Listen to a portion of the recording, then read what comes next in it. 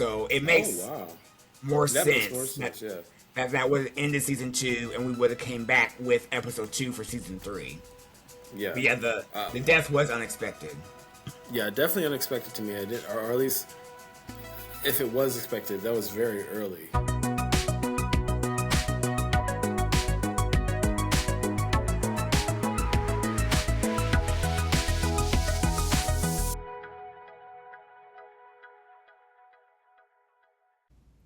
If you're hearing this, we thank you for pressing play on another edition of It's a Streamable Life podcast with Brandon and Lorin. And this week we're tackling a pair of premieres. We have HBO's House of the Dragon as well as Disney Plus's X-Men 97 season premieres. But first, we're going to dive into some headlines. But how has your week been? It's been extremely warm. Are you enjoying the heat or looking for cooler times? Somewhere in between. Like, I like the summer and I like the heat. I like that feeling of kind of just like, it sounds weird, but the sweatiness almost makes you feel like alive. Like, I just like, oh, it's the summer, get out and do something. But at the same time, it has been extremely hot, like just ridiculous. So hot, in fact, that this morning I woke up and there was a snake in the garage. I Oh, right wow. now, you know that we live in a forest essentially, but that does not happen often, and I can only imagine that maybe it was like seeking refuge or something. But it was very weird. Woke up and it was dead. I don't know. Maybe it overheated. I have no clue. Wow. But I got it Yeah. up and yeah. But yeah, somewhere in between. I enjoy the warm weather, but too much is too much. Yeah, it definitely makes you productive, makes you more active. Only thing is, like, with the time difference, the evenings seem like they last, well, the days seem like they last forever. So it'll be like 9 o'clock, Right. and it's like, oh, I guess it's time to get ready for bed, but it's also bright as hell outside, so it's a little Right. confusing. But yeah, it's been nice. I'm glad we're not elsewhere where it's been in the hundreds and Yeah, that's a good whatnot. point. That could That's a be good. unbearable, especially in DC where the Yeah. festivities had to be canceled due to not only heat but storms. The So stars. Yeah. What a situation. yeah, yeah, very typical. Right. But we're going to go ahead and get some headlines. A lot of stuff going on recently. Since the last time we met. First, we have Comcast to spin off NBC Universal as separate company. So we already saw that they did this with their network channels. So Versant became the network for their broadcast networks like USA, Sci-Fi, those offshoots. But now they're doing the same with the actual broadcast company. So Comcast is divorcing itself from NBC Universal, and it will become its own IPO, basically. It's Oh just a wow. sign of the times that the sort of former conglomerates we were used to just doesn't work anymore in the advent of streaming. Wow. So it's very, very interesting. I'm not sure how it's going to work, honestly, Yeah. but we'll see. And for some reason that link's not working, so we'll move on. We got the first trailer for the new Mahershala Ali film, Your Mother, Your Mother, Your Mother, by the once upon a time writer and director of Marvel's Blade film starring Ali. His name is I want to make sure I get the name right. Yeah, Bassam Tariq. So as we all know, MCU somehow fumbled the Blade film. Right. Tariq left the movie, and eventually Ali left as well. It's supposed to be still on the shelf somewhere. But this film is basically somewhat Blade adjacent. Ali plays a father who, after his wife's death, raises his daughter alone as a former assassin until Yeah. these assassins return. And it looks like it's steeped in his Islamic faith as well. So it looks very interesting. What did you think of the trailer? Yeah, I agree. That's one of the first things I noticed, and it was funny because I didn't realize who the director was, and then I saw a comment that was like, uh, the director was going to get Mahershala with the sword one way or another. I thought that was funny, but it looks pretty good. It looks exciting. It's good to see Mahershala Ali acting. Yes, Neon picked up the Sam Altman film Artificial. It's supposed to chronicle the short time where Altman was pushed out of his company as CEO, OpenAI, and eventually was brought back. The film was originally at Amazon MGM Studios, but given that they formed some new pact with him for AI creation, decided, well, this looks a Right. little funny. Shady. Right. So they dropped it, and a lot of people passed on it. Netflix passed on it. I think A24 passed on it because I think they're all dabbling in the AI of it all. So it's a great get for Neon, and from what I've read, it's going to be somewhat of a dark social networky type movie. Are you interested in seeing this at all? Not really. The only thing that has me interested is that the director is Luca Guadagnino, who's done a lot of films recently, probably most known for Call Me by Your Name. But other than that, no. I don't. I just don't think Sam Altman is somebody we should be learning about in a Yeah, positive way, trying to spin a light on who they are. No, I don't yeah. believe in that. So, yeah, I no, do no know. interest in this. Yeah, Andrew Garfield is playing Altman in the film. And I read an interesting segment of a newsletter where I think Nina Metz is like a TV critic in Chicago.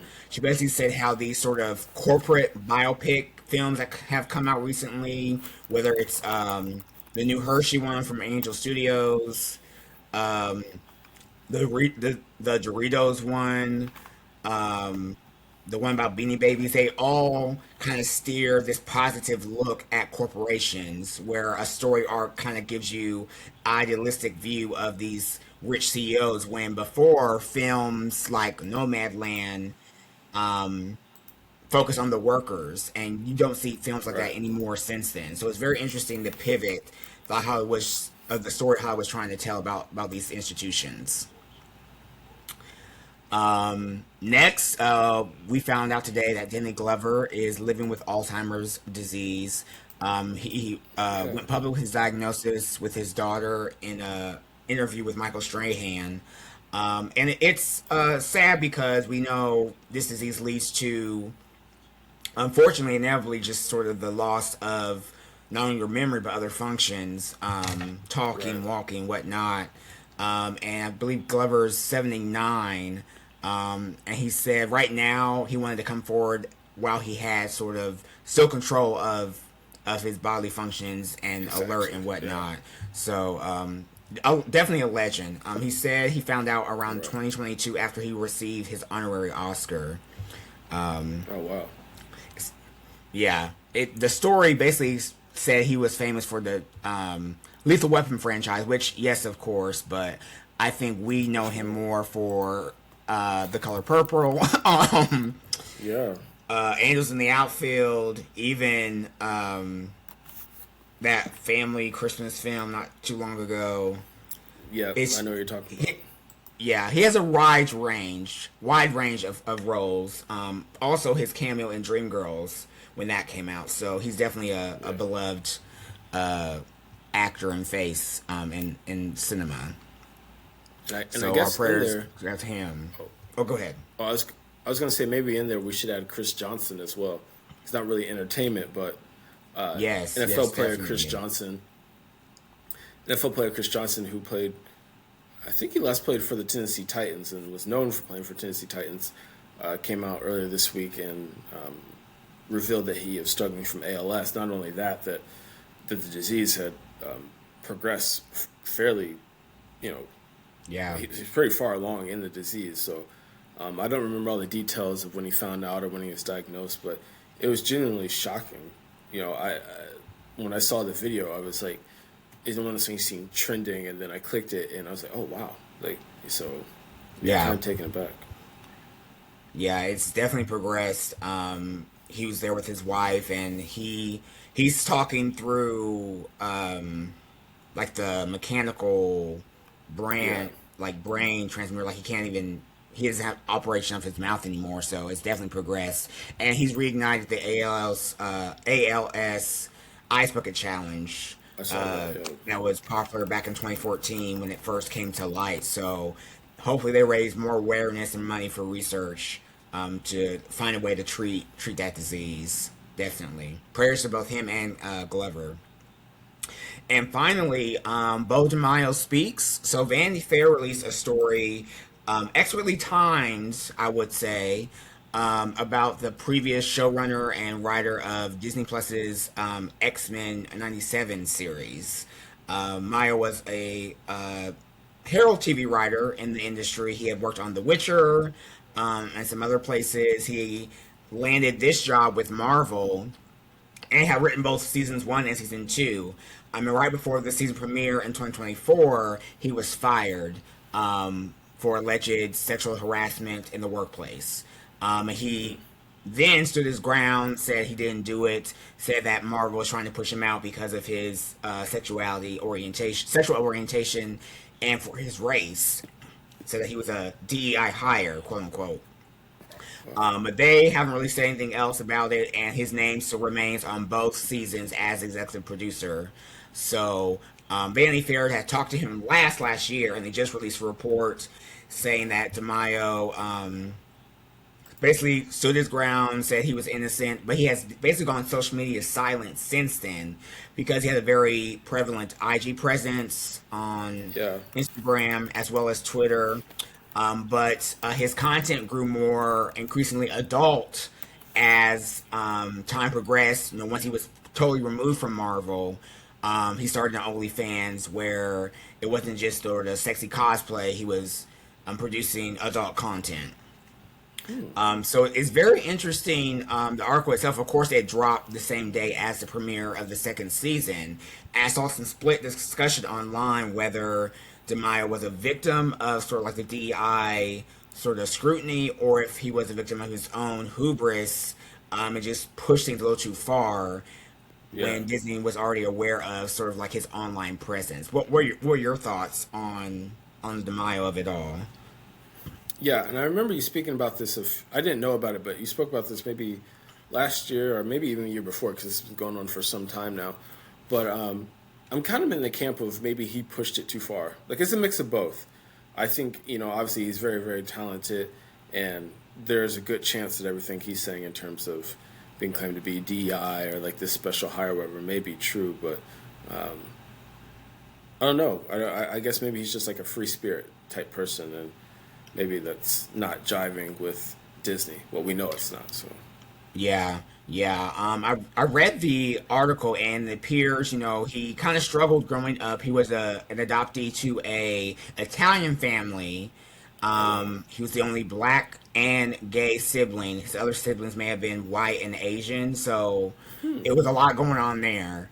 But he found, courage, of course, in his body and expressing himself that way. He also has prior history of being somewhat problematic in the writers' room. He was removed from the Witcher writing room for other allegations. I don't think they were sexual, but just other allegations of being difficult, I guess you would say. Right. And they talked to some of the people, and they said, some of his gradual progression to the more adult content creation is him sort of seeking some attention he hasn't had fulfilled just yet. Right. So I would say it is a mix of both. I think for one, Disney being what it is has to hold a certain line. Yeah, absolutely. Around that kind of suggestive content, especially when, like I said, his cosplay sort of incorporated characters from the show he's working on, and that could have looked somewhat controversial or bad for Disney. But at the same time, also, it seemed that they were fine. They knew about his sort of online presence, and it wasn't a problem. But I guess once the allegations came about of what he was accused of in the workplace, that's when they cut him loose. So, right.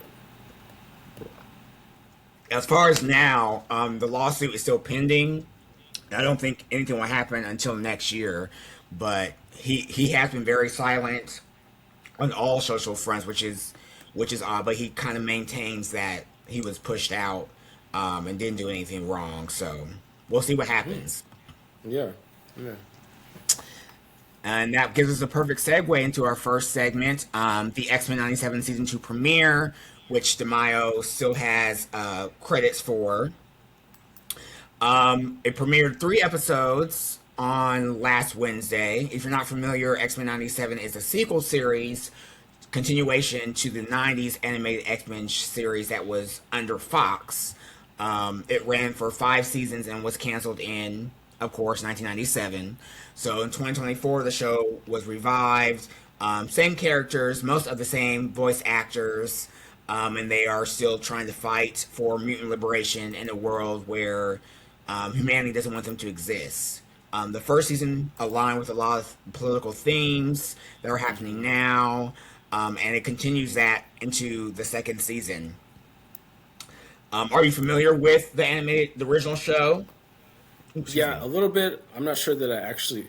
I think it was a little bit before my time, but it's one of those things that like I've seen, so I know of it and I know of its impact. And obviously, as a fan of X Men too, growing up, and I just don't think I knew all the lore behind it, and that's what this show is Right. kind of told a little bit more about. So yeah, but yeah, I'm aware of the X Men. Yeah, the show definitely delves into some of the comic lore. So I know comic nerds are really excited because they're seeing characters they've only seen on the Right. page come to life. But it's doing an excellent job of portraying the X Men, who have sort of struggled on screen ever since, I would say, X2 back in the Yeah. 2000s. I think that was the last good group X-Men film. We've had plenty of films since then, but they have not really lived up to the hype. Right. Last where we left off in season one, our X-Men led by Magneto were splintered into different timelines by an unknown source, and we come to find out now that they are all facing their arch nemesis Apocalypse, the quote unquote first mutant, in different times. So a group is Yeah. facing him before he became the Titan that he was, as in what's his name? In shoot.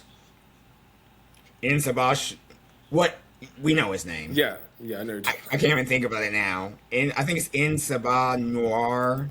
Yeah. Yeah. Inside. Yeah. Yeah.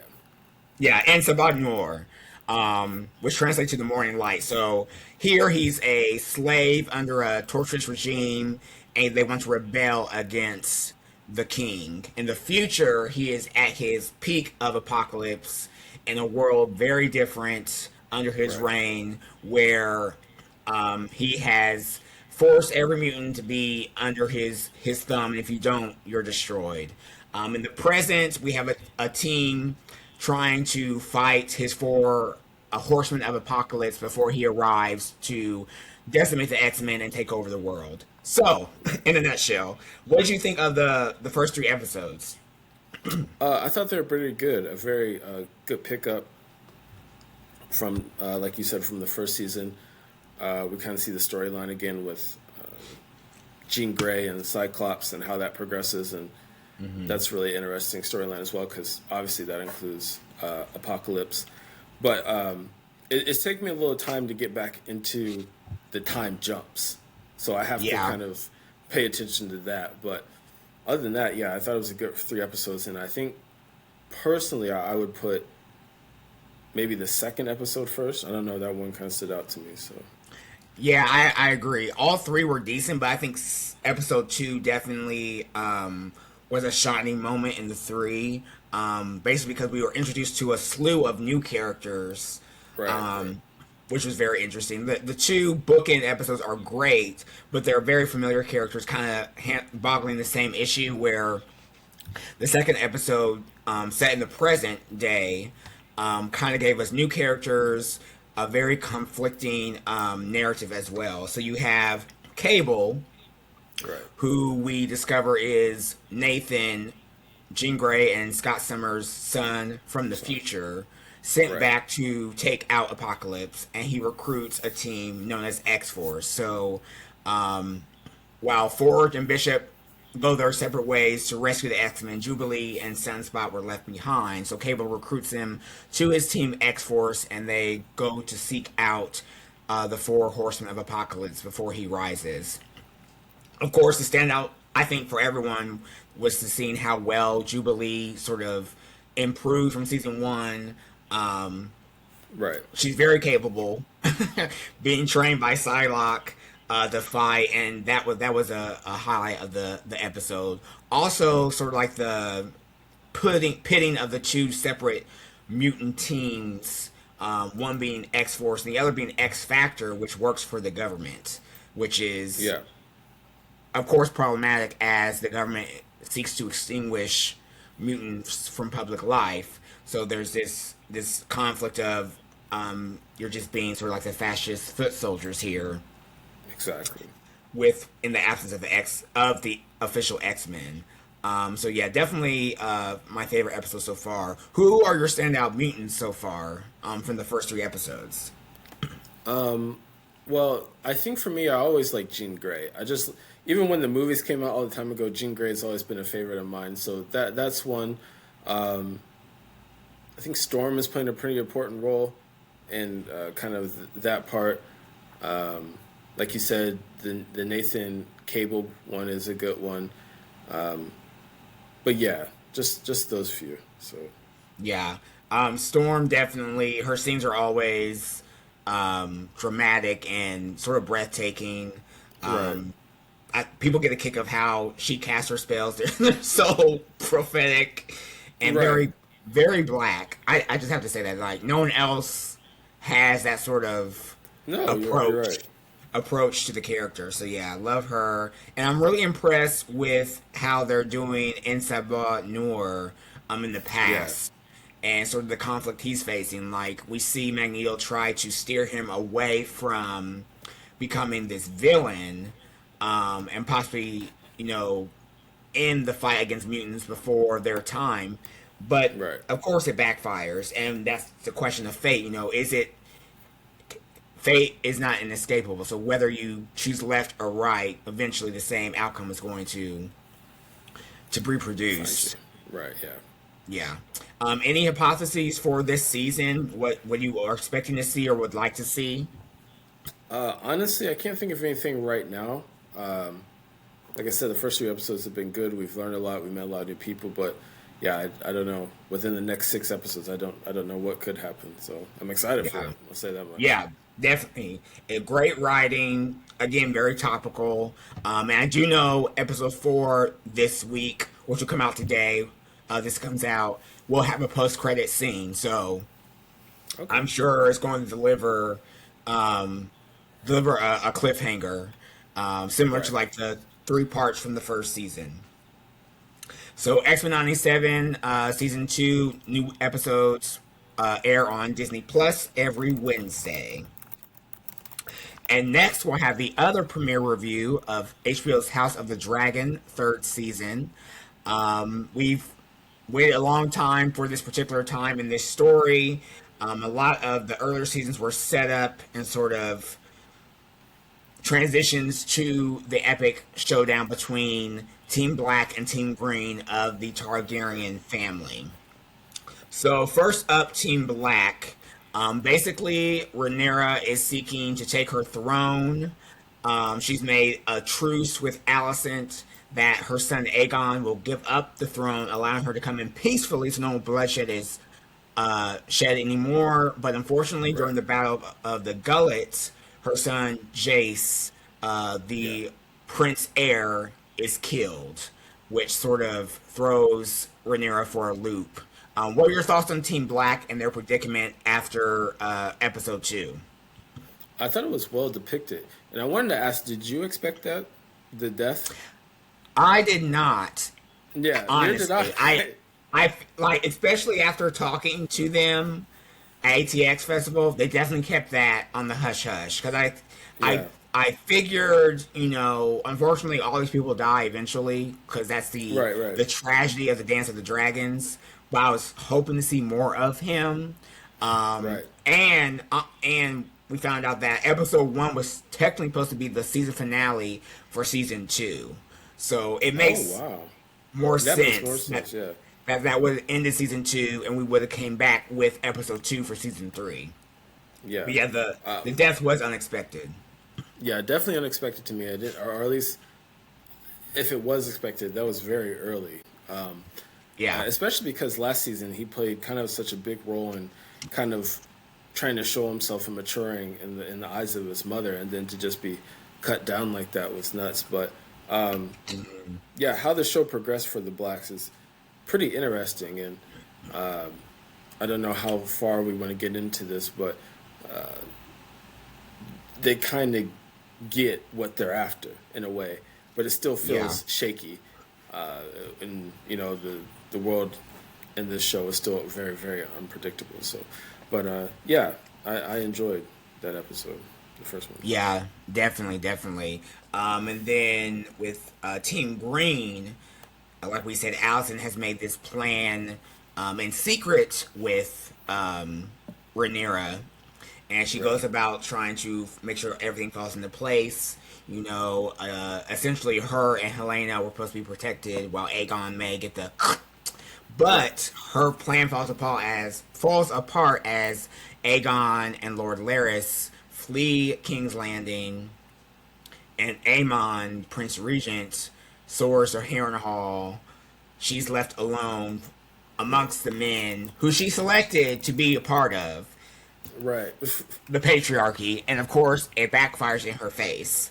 Um, I heard a lot of people say, particularly women, that a particular scene in episode 2 was not necessary between Yeah, Alicent and Lord Jasper. You don't necessarily need that to get across that she is in a man's world. Um, right. It which I seemed out of agree. place. Yeah, Yeah, it seemed out of place. They don't really have any history that alluded to that, but I guess it wanted to show the cruelty of men. We know they're bad. Um, exactly. and the fact that it was so immediately resolved, also that why have it anyway. Right, But yeah, Team Green seems to be off their rocker. We see Aemon arrive to Harrenhal, kill Sir Simon, unfortunately, who right, he was just having a good time. Killed him and his sons, but he stabbed, and he falls at the feet of, I think her name's Allison, the Harrenhal witch. yeah. Um, Alice Rivers or something. I think they. yes, Alice Rivers, and I don't suspect he's dead. I just suspect he's No, not at all. Yeah, harshly wounded. But I see her recuperating him to her advantage, right, basically. exactly.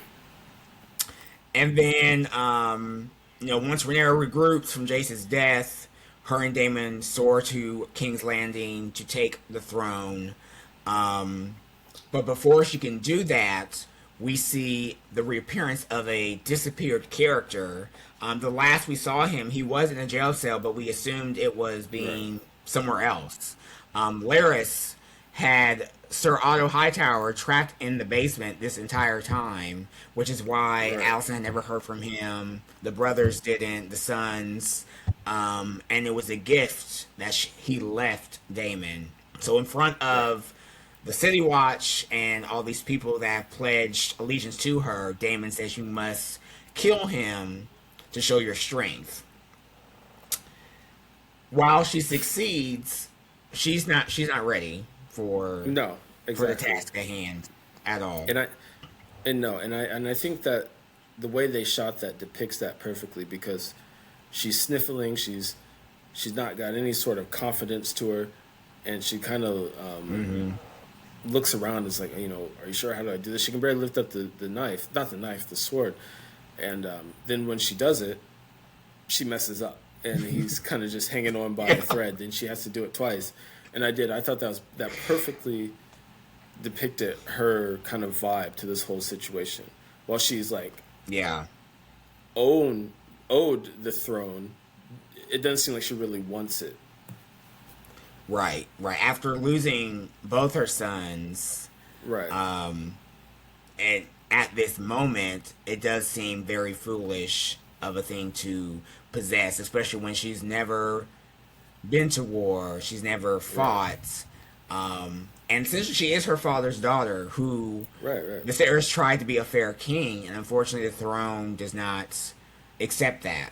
And we will see if she's able to handle that. I thought they did a great job depicting her walk to the throne, her sort of begrudge, what's the word for it? Sort of modest acceptance, reluctant acceptance, Right. and then, of course, Alice and Helena brought in to see that her father had been struck down, and sort of this violation of their truce. Kudos to Emma Darcy for their exquisite performance in both episodes. Yeah. But especially this one, the way they portrayed the grief Rhaenyra went through with Yeah. losing her son, and the final scene where um, they're just not ready, they're unprepared. It was an excellent performance. Yeah. Any hopes for this season of television? I don't know. I don't really know what to predict. Yeah, it's kind of up in the air. There seems to be a lot of twists and turns. Everything every time you think something's going to stick to one way. So yeah, no, I'm just gonna kind of stay on my toes and be ready for whatever comes. Yes, and I'm just gonna enjoy the ride. I'm glad I Right. don't know the canon from the books, because a lot of the fans of the books Yeah. are upset with some of the liberties they've done with the show. Even George R. R. Martin was upset with the show and with the showrunner over the changes. But I'm enjoying it. It's still very entertaining, and hopefully they'll get some Emmys. I don't think they're eligible this year because it came out kind of late, but hopefully they get something next year. So new episodes of House of the Dragon drop every Sunday night at 9 p.m. on HBO and HBO Max. All right, to close this out for our streams of the week, we're going to get into our quarter review and preview. So we'll talk about our favorite titles from April, May, and June, whether they're movies or TV shows, and then we'll get into what we're looking forward to the next 3 months. Right. So in April, you want to do TVs or movies first, or just kind of talk about what we like the most? Just talk about them together because I don't have too many movies to be fair. Yeah, same here. It was Yeah. kind of weird. I don't know. Right. Right. So let's start with April. I had HBO's Half Man, which was an incredible limited series from Right. Richard Gadd. You should definitely get into it if you haven't watched it. It's a short 6 episodes, I believe, about two stepbrothers who have a toxic codependency relationship, and you see how that relationship progresses from the late 80s to present day. It stars Richard Gadd and Jamie Bell. And then my second TV pick was Widow's Bay, of course, premiered April Absolutely. 29th on Apple TV, starring Matthew Rhys as the mayor of the New England town Widow's Bay. He's hoping to revigorate the town for tourism and success, but he can't get past the townie superstitions of the alleged haunting. Excellent show. Looking forward to them sweeping the Emmys this year. Oh yeah, I hope so. I get some water. And then for movies, I think the only movie I watched in April was My Father's Shadow, which was excellent. Yeah. A Sundance film winner. I think it was a Cannes winner too. But yeah, excellent film. Definitely seek it out if you can find it. About a day in the father's life who is a resistance leader in 90s Nigeria. Nigeria. Yeah, Yeah. very excellent film. And that's all I have for April. Okay. Where's my list? Okay, for me, I have Hacks, and this is season 5 of Hacks, which is crazy to even think that it's been season 5 now. So Right. it feels like it just kind of started, but yeah. So I had that on HBO. What else did I have? Like you, Widow's Bay. Pleasantly surprised by that one. Did just kind of one of those things that was I saw so many people talking about. It's like, you know what, I got time. Let me check it out, and fell into it. Very good show, and just like you, I hope it does very well at the Emmys. Beef season 2 premiered, which is also pretty good. Kind of a hit when it started in 2023.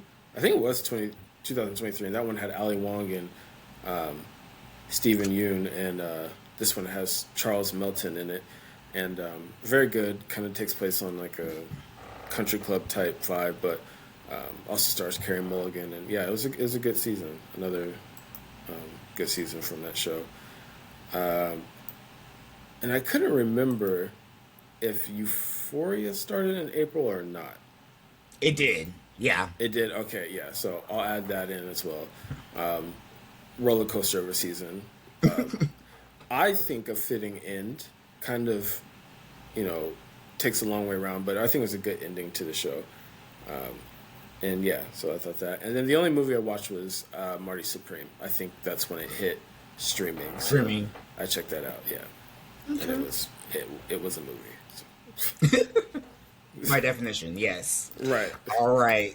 In May, I didn't really have a lot of TV. I had a bunch listed and did not see a single Yeah. show. But I did watch a lot of film. So we Okay. had Pilion, which I really enjoyed. Yes. Surprisingly, kind of heart touching story about a shy queer man who falls in a relationship with a dom and becomes his submissive partner. Is God Is by Alicia Harris. Sort of like a revenge film thriller that's more like a Greek tragedy about two twin sisters who are tasked with killing their father who burned them as a child. Right. And finally, Send Help, starring Dylan O'Brien and Rachel McAdams. I caught this on Hulu. An executive and his mistreated uh, underling are stranded on the island, and it just sort of explores their survival and really touches on like toxic masculinity, toxic workplace behavior, and just how to survive because no one's going to save you. You have to save Exactly. yourself. Yeah. So I recommend all three of those movies, though. So that was Okay. my May. For me, I mostly stuck to shows, but I did have Pilion, like you, which was I thought was a very good movie. Um, but the shows I watched, Lord of the Flies, which was, if you don't know, Lord of the Flies is based on the novel by William Golding, I think from sometime in the 50s, 1954. And this is on Netflix, and I was really, really looking forward to this because I just think this is such a great story that kind of obviously is drawing parallels to like society as a whole, how, you know, you build these forms of hierarchy and, you know, people get pushed down and hurt in this. And but yeah, to see it depicted in this way, I thought was really good. Kind of met the moment. And yeah, so I would definitely check that out if you have the time. That's on Netflix. And then I also, well, let's go, Maximum Pleasure Guarantee. I've kind of slipped into Yes. like the Apple TV world now because I always forget about it. But I watched Widow's Bay and I kept seeing this recommended, so I checked this out. And this follows Tatiana Maslany, who people probably know for Orphan Black.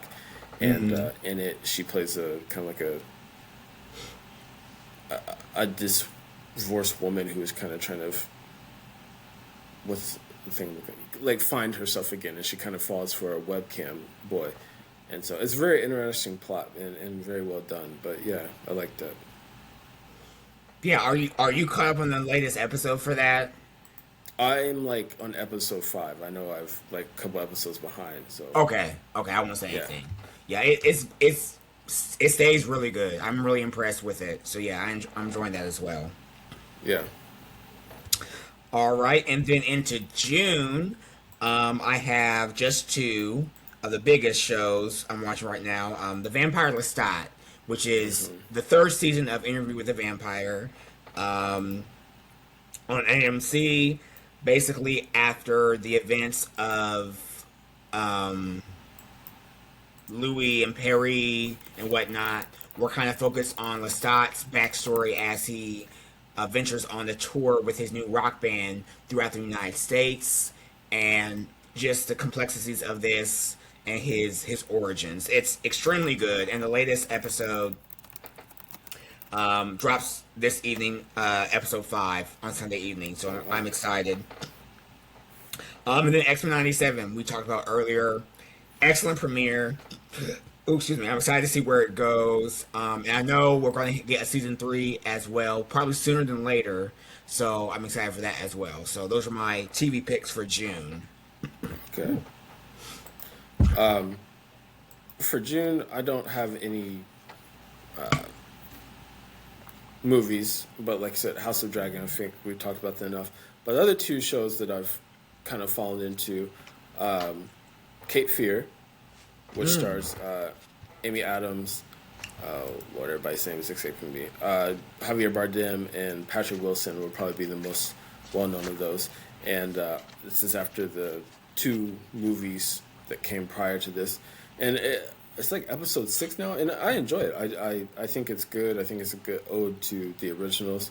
Um, Apple TV can kind of get away with a little bit more, but this doesn't really reach like the creepiness of Robert De Niro's character, but in its Yeah. own way, it's still good. So yeah, I've liked that. And then I also kind of checked out Sugar, another show on Apple TV. Like I said, I've I heard great have things about it. right, I have completely fallen into the Apple TV hole, and so this one stars Colin Farrell, who is kind of like a detective, and this is kind of like it's almost sci-fi and noir, and it's set in Los Angeles, and it's got a really good vibe to it. And yeah, he plays, I think, a private investigator who's kind of just checking out, investigating a disappearance of a young girl or something like that. So it's only had a couple episodes, and I think I caught the first two. So yeah, I'm pretty interested to see where it goes. But so far, so good. Yeah, I think I caught a headline the other day that said Apple is climbing the ranks of sort of like the prestige streamer Yeah, they've got good um, stuff. label. It took them a while to find their footing, especially since people complain they don't market anything. But Right. I think that's the best marketing is word of mouth. So they just put the Yeah. shit out, and people catch on, and it's growing. While Netflix tries to find the next Stranger Things, and everyone else is struggling, Apple's really standing out on its own, and I appreciate that. I don't Right. know much about their Right. movies, but the TV is top notch. Yeah. All right, and now for our preview, we'll get into what we're looking forward to in July, August, and September.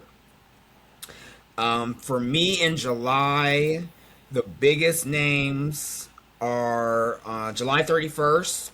Prime Video's Batman Cape Crusader returns for its second season. Yeah.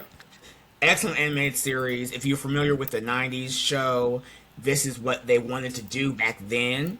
It comes from Bruce Timm, who's one of the producers on the original series. It's set early in Batman's career in Gotham as he's trying to become the Dark Knight. They've taken liberties on certain characters, which works really well.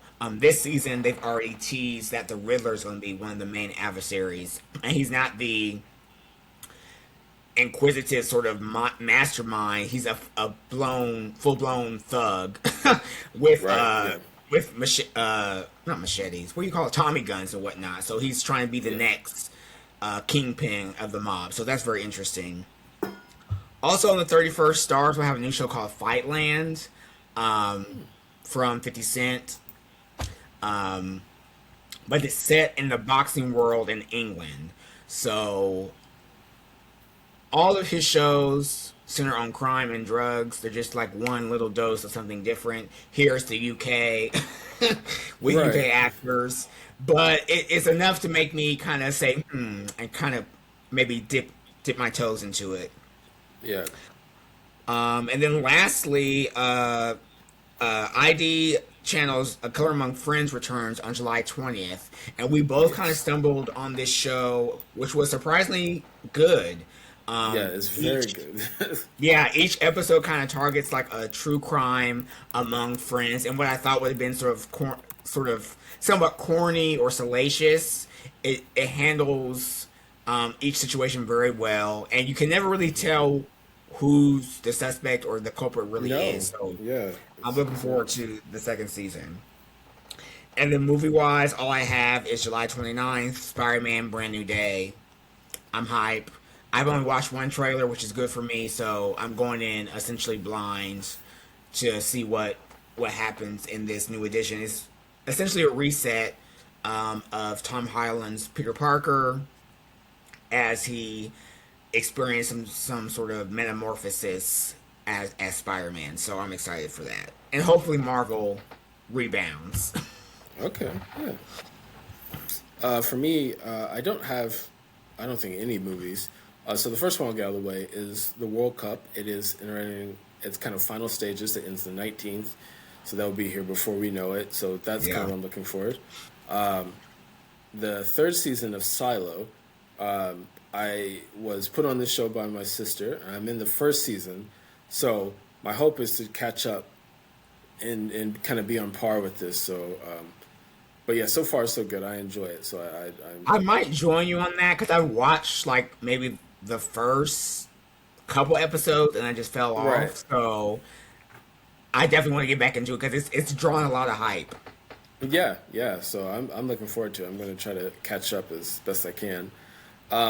And then the last thing I have, other than I have a Killer Among Friends as well, but Netflix is doing its adaptation of Little House on the Prairie, and Yes. I'm curious because I saw one thing that described it as gritty, and I was like, what? So I don't know what exactly is going to take place in this adaptation of Little House on the Prairie, but I think it's July 9th, so this coming Thursday. I'm going to give it a try, at least a few episodes, just to see what Yeah. it's about. And it's been renewed for a second season, so Yeah, so definitely something's something right. is there. Yeah. It's got Right. black people, which I guess the original did have black people, which I didn't know, but Yeah, yeah, this will be interesting. All right, moving to August. Movie wise, I've got Coyote versus Acme. This is the animated live action film that was essentially originally shelved by Warner Brothers that follows Coyote, Wile E. Coyote as he's known, who sues Acme for all the years of malfunctioned weaponry and products he purchased to attack the Roadrunner for. So it's a great concept when you think about it. And since it was saved from never seeing the light of day, I'm very interested in that. So that comes out August 28th. And then show wise, August 16th, HBO's Lanterns drops. yes.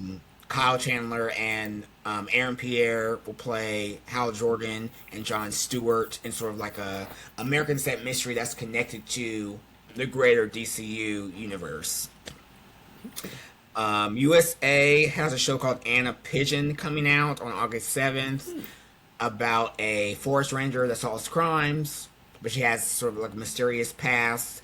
Might be something interesting to watch because I enjoyed their adaptation of The Rainmaker, so I'm trying to see what else they're going to come up with. And August 5th, FX has this show called The Shards. I think it's based on a book by Brett Ellison or something like that, I think his name is, Okay. about a group of high schoolers and a serial killer that pops up amongst them. So it could be interesting. I don't know. Yeah. Okay. Yeah. For me, hold on, let me see. And again. Um, Adults season two, which kind of one of those. I won't say it became a cult show, but kind of a highly talked about show over the last year or so. That airs on Hulu, so I'll definitely be looking forward to that in August. Like you said, Lanterns, another show, another film that we were thinking about, and I've kind of fallen off, so I hope to get back onto the train. But Reacher on Amazon. I watched the first two seasons, like, not, I wouldn't say religiously, but I finished them quite quickly, and then I've kind of fallen off. So, just like other shows we talk about, I hope to kind of catch up and join the train. But yeah, so that's kind of what I'm looking forward to.